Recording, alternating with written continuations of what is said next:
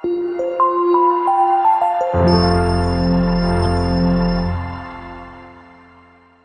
sobat belajar semua, apa kabarmu hari ini? Semoga sehat selalu dan tetap semangat untuk belajar. Pada kesempatan kali ini, kita akan belajar tentang organisasi BPUPKI dan PPKI. 1. BPUPKI. Ketika kekalahan Jepang dalam Perang Pasifik semakin jelas, Perdana Menteri Jepang, Jenderal Kuniaki Koiso, pada tanggal 7 September tahun 1944 mengumumkan bahwa Indonesia akan dimerdekakan kelak sesudah tercapai kemenangan akhir dalam Perang Asia Timur Raya. Pada tanggal 1 Maret tahun 1945 pimpinan pemerintah pendudukan militer Jepang di Jawa, Jenderal Kumakichi Harada, mengumumkan dibentuknya suatu badan khusus yang bertugas menyelidiki usaha-usaha persiapan kemerdekaan Indonesia, yang dinamakan Badan Penyelidik Usaha-Usaha Persiapan Kemerdekaan Indonesia, BPUPKI, atau dalam bahasa Jepang dikenal dengan istilah Dokuritsu Junbi Kosakai. BPUPKI dibentuk pada tanggal 1 Maret tahun 1945 dan diresmikan tanggal 29 April tahun 1945. Badan ini diketuai oleh Dr. Rajiman Weddiodiningrat dengan didampingi oleh dua orang ketua muda, wakil ketua, yaitu Raden Panji Suroso dan Ichibangase Yoshio, orang Jepang. Selain menjadi ketua muda, Raden Panji Suroso juga diangkat sebagai Kepala Kantor Tata Usaha BPUPKI, semacam sekretariat, dibantu Masuda Toyohiko dan Mr. Abdul Ghaffar Pringgodikdo. BPUPKI beranggotakan 69 orang, yang terdiri dari 62 orang anggota aktif yaitu tokoh utama pergerakan nasional Indonesia dari semua daerah dan aliran, serta 7 orang anggota istimewa yaitu perwakilan pemerintah pendudukan militer Jepang. Tetapi wakil dari bangsa Jepang ini tidak mempunyai hak suara. Keanggotaan mereka adalah pasif, yang artinya mereka hanya hadir dalam sidang BPUPKI sebagai pengamat saja.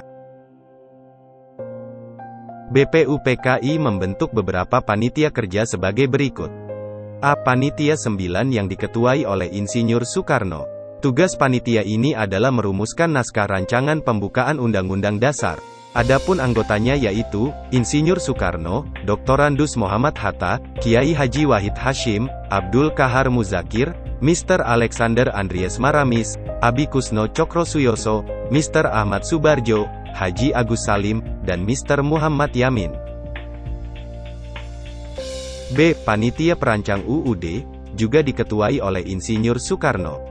Di dalam panitia tersebut dibentuk lagi panitia kecil yang diketuai Profesor Dr. Supomo. Tugas panitia ini membuat rancangan Undang-Undang Dasar. Adapun anggota panitia kecil perancang Undang-Undang Dasar terdiri atas Profesor Dr. Supomo, Wongsonegoro, Ahmad Subarjo, Alexander Andries Maramis, Raden Panji Singgih, Haji Agus Salim, dan Dr. Sukiman. Hasil kerja panitia ini dilaporkan kepada Panitia Perancang Undang-Undang Dasar dan diterima pada tanggal 13 Juli tahun 1945. Pada persidangan tanggal 14 Juli tahun 1945, Insinyur Soekarno melaporkan hasil kerja seluruh panitia yang mencakup 3 hal, yaitu, 1. Pernyataan Indonesia Merdeka, 2. Pembukaan Undang-Undang Dasar, 3. Undang-Undang Dasar itu sendiri, batang tubuh. C. Panitia Ekonomi dan Keuangan diketuai Dr. Andus Muhammad Hatta, D. Panitia Pembela Tanah Air, diketuai Abi Kusno Cokrosuyoso. 1. Tugas utama BPUPKI. Tugas utama BPUPKI yaitu untuk mempelajari serta menyelidiki hal-hal penting yang berhubungan dengan berbagai hal yang menyangkut pembentukan negara Indonesia. 2. Tugas BPUPKI berdasarkan sidang. Bertugas membahas mengenai dasar negara. Sesudah sidang pertama, BPUPKI membentuk reses selama 1 bulan. Bertugas membentuk panitia kecil, panitia 8, yang bertugas menampung saran-saran dan konsepsi dari para anggota. Bertugas untuk membantu panitia 9 bersama panitia kecil. Panitia 9 menghasilkan Jakarta Charter atau Piagam Jakarta. 2. PPKI. PPKI atau Panitia Persiapan Kemerdekaan Indonesia adalah komite yang bertanggung jawab untuk melanjutkan tugas-tugas BPUPKI setelah BPUPKI dibubarkan pada tanggal 7 Agustus tahun 1945. Sejarah PPKI. Pada tanggal 7 Agustus tahun 1945, pemerintah Jepang resmi membubarkan BPUPKI, Badan Penyelidik Usaha-Usaha Persiapan Kemerdekaan Indonesia, dan diganti dengan PPKI, Panitia Persiapan Kemerdekaan Indonesia. Alasan dibubarkannya BPUPKI adalah karena BPUPKI dianggap terlalu cepat ingin memproklamirkan kemerdekaan Indonesia.